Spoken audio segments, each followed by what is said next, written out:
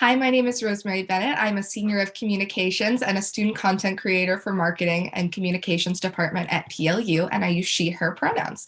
Today, we're here with Gracie Anderson and Jeremy Knapp to talk about their capstone culminating project. I'll jump in first. Hi, my name is Gracie Anderson. I'm in my senior year at PLU. I study history and political science with a minor in anthropology, and I use she, her pronouns. Yeah.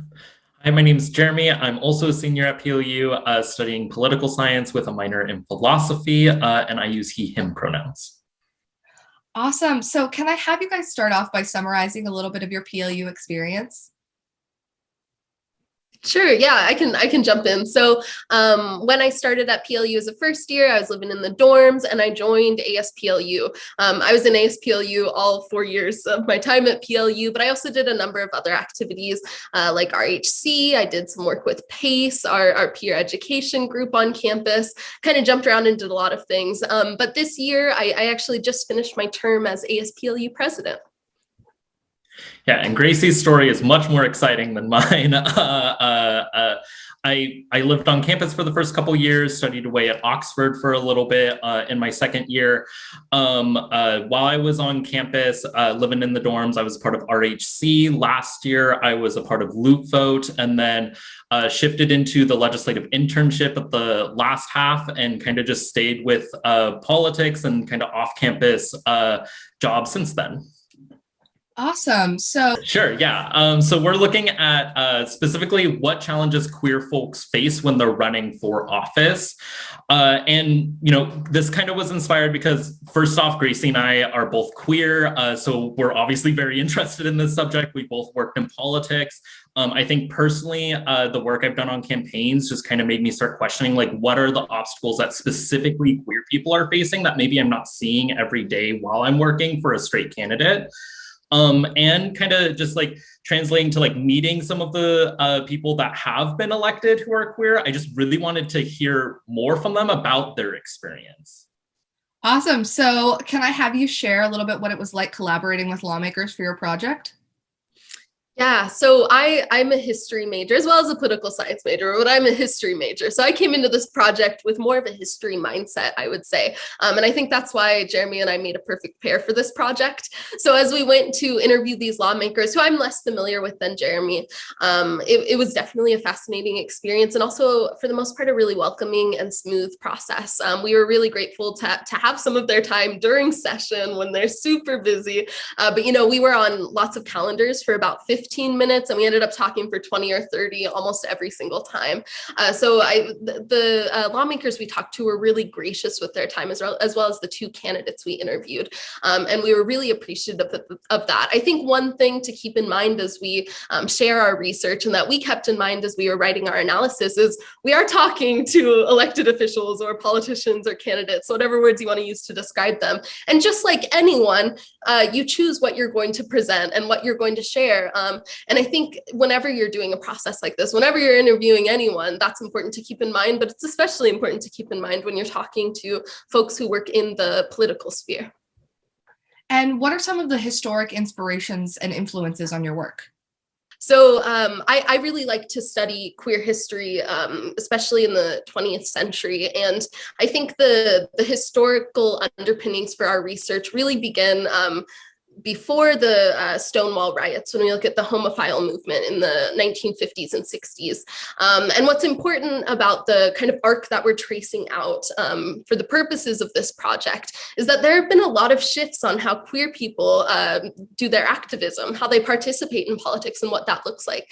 After Stonewall, we see a little bit of a divergence. And this is oversimplified, but if we imagine kind of two camps of thought, we have more of a gay liberation, queer liberation train of thought, which really believes that queer liberation is bound up in the liberation of all people and is intertwined with economic justice and racial justice, for example. So that was happening around the same time that we also saw this emergence of thought, especially during the AIDS epidemic, as queer people were undergoing a lot of loss. But at the same time, we see this almost single issue type of activism arise that was really focused on achieving equal marriage. And so so when we hit Obergefell and when we get equal marriage in Washington, even, at the beginning of the 2000s, what we start to see is, okay, what's next? What comes next for LGBTQ plus activism after equal marriage is achieved? And so we operate with that historical knowledge, I would say, throughout our analysis, because it's really important to understand how we even have elected officials who are queer identified. That's a major shift. So yeah, I think that's a little summary of the queer history we're looking at. Awesome. And that leads actually beautifully into the next question. So many people believe that since the federal legalization of gay marriage in 2013, that there isn't much left to do when it comes to fighting discrimination based on sexual or gender identity. So what are some of the issues that lawmakers that you met with are focusing on? No, that's a great question, and it's a complex one. So, like, first off, like, one of the themes of our project is just queer people are not a monolith. So there isn't like one issue that everyone's focusing on. Speaking to like general trends, I think one of the biggest issues that we heard specifically around LGBTQ folks in our state that is being focused on is the inclusion of trans folks in various different ways. This last year, the legislature took on a bill to make it so insurance companies have to cover gender affirming care, and thankfully that was signed into law by the governor, I think a couple weeks ago now, or maybe just last week, I don't even know. So they're focusing on kind of those issues. We've dealt with trans bullying. The trans panic defense was just banned last year, and legislators are trying to make sure not only are we eliminating these like very explicit legal discriminations, but we're also just trying to be more inclusive. So there's a menstrual equity bill that came up this year, and because of queer voices in the legislature, we ensured that, they ensured that menstrual products were put into men's bathrooms as well as women's bathrooms to make sure people are able to access what they need. And we're not, eliminating trans voices and trans people inherently in these policies that a lot of straight people wouldn't think deal with trans folks. And I think the only thing I would add to what Jeremy just shared is we did talk to a few candidates who expressed that LGBTQ issues go beyond the LGBTQ community, or what we would envision as the LGBTQ community. Jeremy, I love that you brought up our point about the monolith, because I think it's really easy to have kind of a silent white in front of LGBTQ when we talk about LGBTQ issues, for example, or even like male, whatever it is.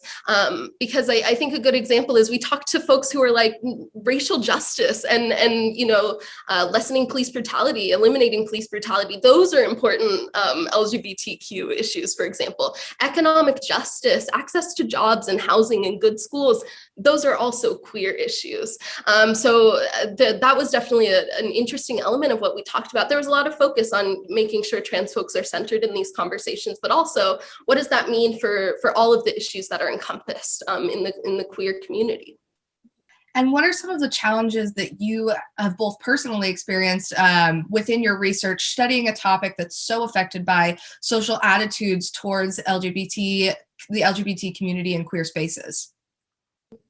I think, kind of off the top of my head, what it makes me think about is how personal this project is to both of us, and how we're coming at this with, we're sharing a lot of identities with these candidates that we interview, and that kind of inherently makes it a personal project. And I think if we look at the history of how queer people have been subjugated and oppressed, and the ways that silence is a really big part of that for queer people, silencing queer voices, and the secretive of being queer. I think when we operate with that historical context, that made this kind of an uncomfortable thing to do. Uncomfortable in a good way, but uncomfortable in the way that we're talking to queer identified elected officials who, historic leaps, who are in these positions. It's a really big deal, but how much information are we going to get from them? Because this is a personal thing. It's a political thing, but it's also a personal thing. And I think that's one of the challenges we ran into as we were conducting our research is how do we write and talk about this shifts, something that obviously we're both involved in, and we have personal feelings about, but also respect the truth of what we're being told by these candidates, even though it might not be the truth of what actually happened, because it's purely perspective. But I think that illuminates what we do in the social sciences. It's what we do in history. It's what we do in political science. It's what we do as human beings researching things. We recognize and acknowledge our own biases and how it impacts what we pull out. And Jeremy and I did that by doing our project in the way that we did it. By having our own separate analysis sections, we said, okay, yeah, we're going to come at this completely differently. We think that's a good thing. We think that's important. And we want to respect that the LGBTQ community is not a monolith. We all have different opinions and voices and experiences, and there's no way to create one idea or one vision for what that means. And we're mentioning that a lot because that was one of our clearest conclusions that we agreed on. And just kind of like echoing a little bit, like the biggest struggle, I think, was because of how personal it was for Gracie and I while we were going through these interviews. There's more than a couple interviews where we did our like post-call debrief, and it was like ranting about like both like, oh my God, this interview was so amazing, but also just like bringing in like, but that story they told us, and like how maybe not in the maybe the interviewee didn't realize it, but both of us were kind of getting a little emotional while they were telling us the story of it. And I think like at the end, like I think Gracie hit it right on the ball of like where like the struggles are. But I think what also made this project really rewarding was, as she's talking about, as like Gracie mentioned, the like historical silencing of queer voices, knowing that our project in and of itself is like making sure we're centering queer voices and lifting it up at every ounce of this project. So we're kind of like taking this problem that political science has had for a really long time and trying to immediately tackle it and challenge it just in our paper. And as a student, I want to thank you guys for your vulnerability. Your research is so impactful, and I'm very proud to have that going on at PLU, especially as a member of the queer community. I was wondering if there are any particular findings that you care to share. We've kind of hit on some of these topics, so you may hear some repeats. But first off, what we found was that, you know, representation, like, or at least what I found is representation does matter. Inherently, when you've put queer voices in the legislature, it's not only led to more queer voices being elected and having a better time and better support being elected, but it's also led to, you know, like big challenges and policies being worked on. So as soon as you get queer people elected, suddenly queer issues start coming up in the legislature more, and you have those queer voices to talk on them. We heard stories from so many candidates about how like their perspective really changed a lot of their colleagues' ideas about certain issues. We also saw that, you know, in general, one of our key findings is there's a lot of literature that says that a candidate is going to face backlash purely because of their identity, and that's going to become an issue on the campaign. We actually found conflicting evidence in our interviews. We found that a lot of candidates were saying that, you know, their identity was expected to be an issue. We had one person tell us that someone came up like for the party and came up to her and was like, I think your identity is a little too much for your district. Which is really problematic. But when she ran, her identity didn't come up at all. And this is like a woman of color, like a queer woman of color running in a relatively red district. This kind of goes beyond, like, across a lot of our interviews. Like 5 candidates said that their identity just wasn't an issue. 2 said their identity came up, but it was because it was a prerequisite for running in that district.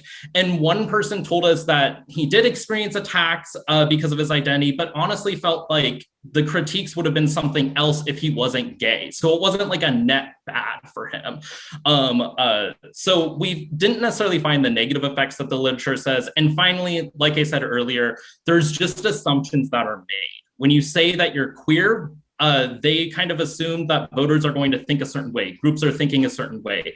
They think that, you know, queer people are going to vote a certain way, or like just like in general support a certain policy. And just queer people are not a monolith here. They're just not. We found this both in our interviews and just from like quick Google searches. You can find that like queer people are voting on different sides of various issues. And so these assumptions overall are unfair and harmful. And what I'll share from what I found in my analysis is, and this is the crux, I would say, of our disagreement, maybe, Jeremy, I feel like that's a strong word, but, you know, our different conclusions. Though representation matters in a literal sense, appearances matter much more, especially in the realm of politics. So I refute the idea that representation in and of itself is what matters. I think it matters what those queer people are going into those spaces and representing and sharing. And I think that a really clear example of that is when we look at the gay Republican that we interviewed. He is going into that space and advocating for very different policies from, you know, the trans candidate that we interviewed, for example. So I think that's important to point out, is like representation in and of itself isn't necessarily the defining, the defining characteristic, the defining feature. Also, certain queer identified people are viewed as more acceptable or respectable depending on their identities and the intersection of those various identities. This is really connected to that first finding about appearances mattering. Which queer identified people are even elected? We don't have any trans folks in our legislature. As far as we know, we don't have any trans folks elected across the state. That's really notable. I think what that says to me is that when the white cis gay men broke down the barrier, if we want to use that analogy, when they broke down the barrier and were elected to higher office, maybe the doors weren't open wide enough to invite other folks, especially trans folks, into those spaces. And then my final conclusion is connected to what we've already been saying, and that is, it's just that queerness is very complex, and recognizing and embracing this complexity isn't just important to politics in terms of democracy and justice, because it's really important for that, right? We want complexity, we want different voices, we want debate. But it's necessary for representing the full spectrum of queer identities and non-queer ones too. We've used the word queer a lot in this, and we use the word queer a lot in our paper and our presentation as well, because I really like the word queer. To me, it means kind of weird, and it means a lot of different things, and it means something different to literally everyone. And I like that about queerness, because I think what we miss sometimes in electoral politics is the people that are actually elected have to be electable. And that leaves out a lot of queer folks. To be queer is to inherently brush up against power systems and subvert expectations of gender and sexuality, all of these barriers and boxes that we've created. And I think when we look at electoral politics, that's missing often. So those are kind of some of our broad findings, I would say. Great. And I really want to thank y'all for coming today and sharing your research. Getting into a little bit more of student life, how does it feel to be so close to graduation?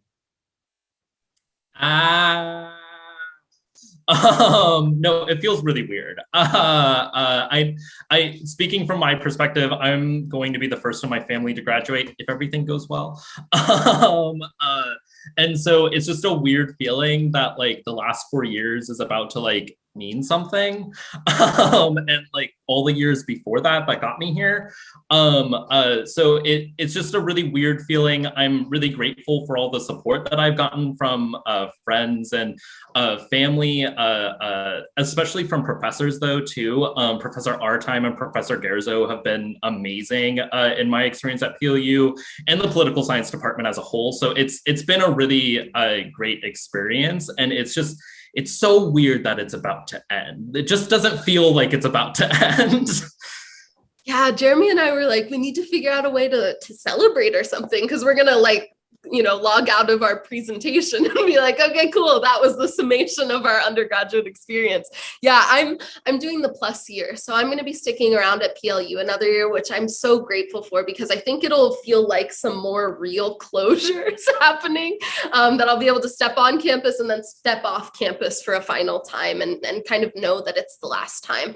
But I will be graduating in just a couple weeks, and I'm excited to pursue more of my academic interests, spend some more time taking history classes, doing history independent studies, things like that. And that's what I have to look forward to in the next year. But I think in terms of how I got to this point and how I'm going to get to the next point too, I've really benefited from, support from my family and my friends and my partner, and having this constant support through all my time at PLU, folks like Jeremy, who's been around since my very first year.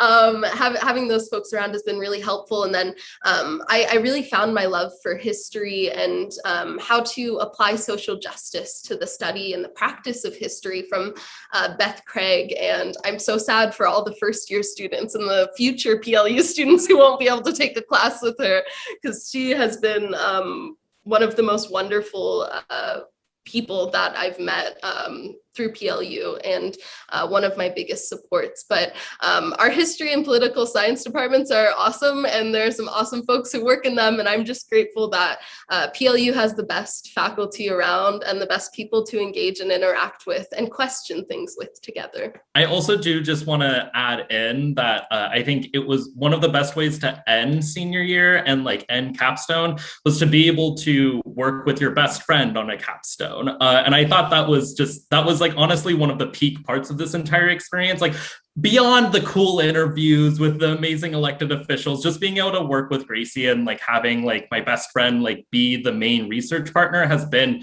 one of my favorite experiences, not only of this year, but of probably PLU. And Jeremy, did you have any postgraduate plans you wanted to share?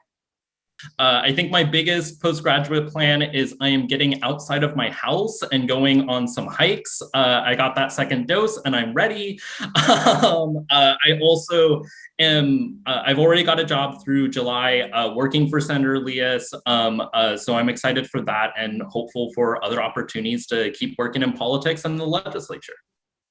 Awesome. Well, I wanted to thank you guys today for coming and sharing your research, and not just your research, but also just your joy at being researchers. I think you are both fantastic examples of successful and proud PLU students.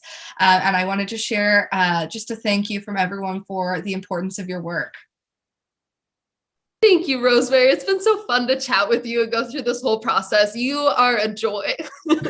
Yeah, thank you so much. These questions were great, and we just had a great time like talking about them and being able to like come to this space. Well, congratulations on the culmination of your research, and thank y'all for being here today.